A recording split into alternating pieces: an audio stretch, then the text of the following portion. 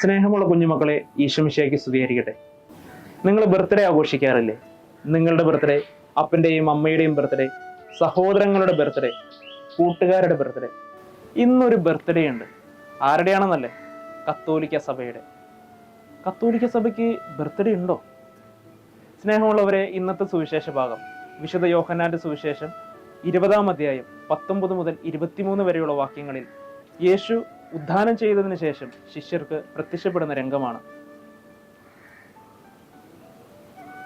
നിങ്ങൾക്ക് സമാധാനം എന്ന് ആശംസിച്ചുകൊണ്ട് ഈശോ തന്നെ വെളിപ്പെടുത്തിയിട്ട് അവരോട് ഇങ്ങനെയാണ് പറയുന്നത്: നിങ്ങൾ പരിശുദ്ധാത്മാവിനെ സ്വീകരിക്കുവിൻ. സ്നേഹമുള്ളവരെ, 2000 വർഷങ്ങൾക്ക് മുമ്പ് സിഹിയോൻ ഊട്ടിശാലയിൽ ധ്യാനിച്ചിരുന്ന കന്യകാമാതാവിന്റെ മേലും സ്ലീഹന്മാരുടെ മേലും പരിശുദ്ധാത്മാവ് ഇറങ്ങി വന്നതിനെ കുറിച്ച് നമ്മൾ അപ്പസ്തോല പ്രവർത്തനങ്ങളിൽ വായിക്കുന്നുണ്ട്. പേടിച്ചിരുണ്ട ആ ദിവസങ്ങളിൽ അവരുടെ മേൽ പരിശുദ്ധാത്മാവ് ഇറങ്ങി വന്ന് അവരെ ശക്തിപ്പെടുത്തി. പിന്നെ അവർ സുവിശേഷ പ്രഘോഷണത്തിനായി ഈ ലോകം എങ്ങും പോയിക്കൊണ്ടിരിക്കുകയായിരുന്നു. പരിശുദ്ധാത്മാവിന്റെ കൃപകളും വരങ്ങളും ദാനങ്ങളും അവരുടെ മേൽ ചൊരിയപ്പെട്ടിരുന്നു. നിങ്ങൾക്കൊരു സഹായകനെ നൽകുമെന്ന് ഈശോ ഉദ്ധാന സമയത്ത് പറഞ്ഞത് ഈ പരിശുദ്ധാത്മാവിനെ കുറിച്ചാണ്. പരിശുദ്ധാത്മാവ് ത്രിത്വത്തിലെ ഒരു വ്യക്തിയാണ് എന്ന കാര്യം നിങ്ങൾക്കറിയാമല്ലോ. സ്നേഹമുള്ളവരെ, ഈ പരിശുദ്ധാത്മാവിനെ നമുക്കും ലഭിക്കാൻ നമ്മൾ എന്താ ചെയ്യേണ്ടത്? ശിഷ്യന്മാരേക്ക് കിട്ടിയ ആ പരിശുദ്ധാത്മാവിനെ നമുക്ക് ലഭിച്ചിട്ടുണ്ടോ? തീർച്ചയായും ഉണ്ട്. സ്നേഹമുള്ളവരെ, ഈ പരിശുദ്ധാത്മാവിനെ നമുക്ക് ലഭിച്ചിട്ടുണ്ട്. എന്നാണെന്നല്ലേ? സ്ഥൈര്യലേപനത്തിന്റെ അന്ന് ശിഷ്യർക്ക് അന്ന് ലഭിച്ച ആ പരിശുദ്ധാത്മാവിനെ, ആ കൃപകളും വരങ്ങളും ഫലങ്ങളും കൊണ്ട് ശിഷ്യന്മാർ നിറഞ്ഞതുപോലെ തന്നെ നമ്മളും സ്ഥൈര്യലേപനത്തിന്റെ അന്ന് കൃപകളും വരങ്ങളും ഫലങ്ങളും കൊണ്ട് നിറഞ്ഞിരിക്കുകയാണ്. പക്ഷെ ശിഷ്യന്മാരും നമ്മളും തമ്മിലുള്ള വ്യത്യാസം എന്തെന്നോ?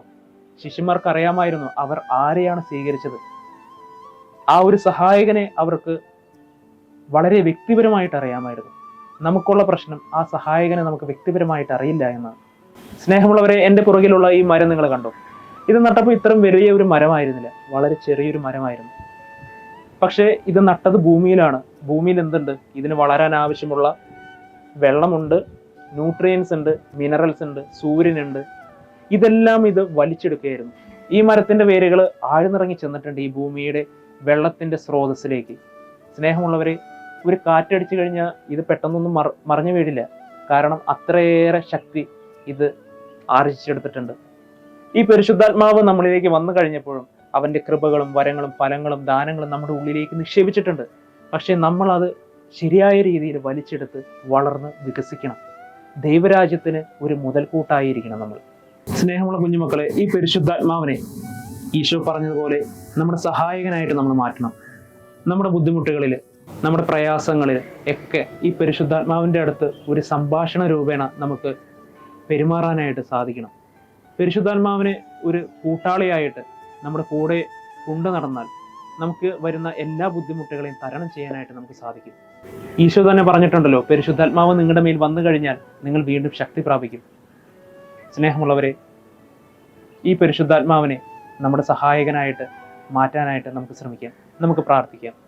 സ്നേഹസ്വരൂപനായ ഈശോ, പരിശുദ്ധാത്മാവിൻ്റെ ദാനങ്ങളും വരങ്ങളും കൊണ്ട് ഞങ്ങളെ നിറയ്ക്കണമേ.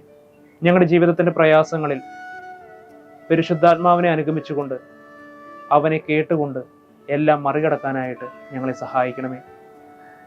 പരിശുദ്ധാത്മാവിനെ ഞങ്ങളുടെ സഹായകനായിട്ട് ഞങ്ങൾക്ക് എന്നും നീ നൽകണമേ. പിതാവിൻ്റെയും പുത്രൻ്റെയും പരിശുദ്ധാത്മാവിൻ്റെയും നാമത്തിൽ ആമേൻ.